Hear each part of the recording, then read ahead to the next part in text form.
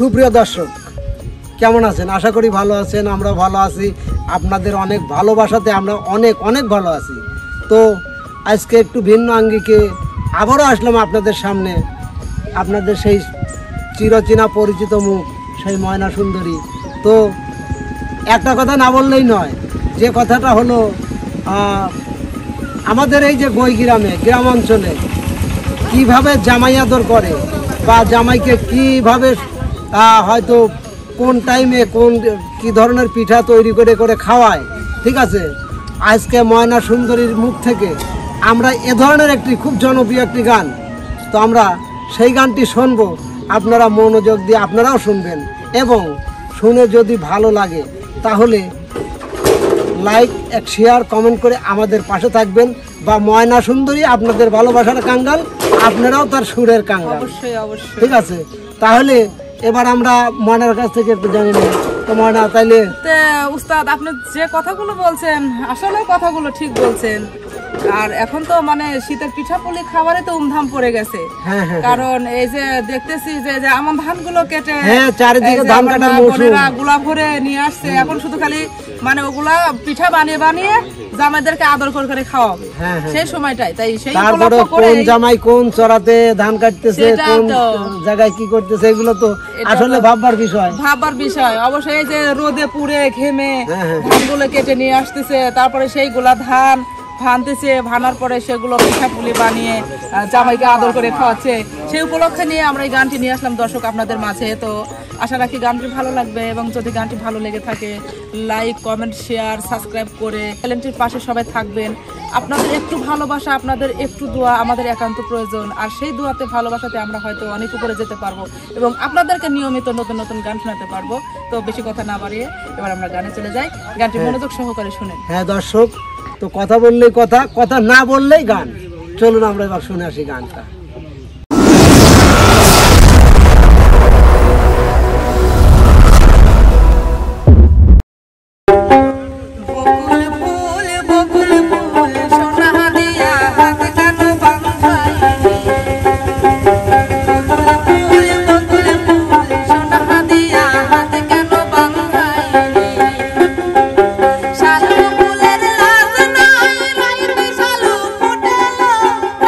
শালু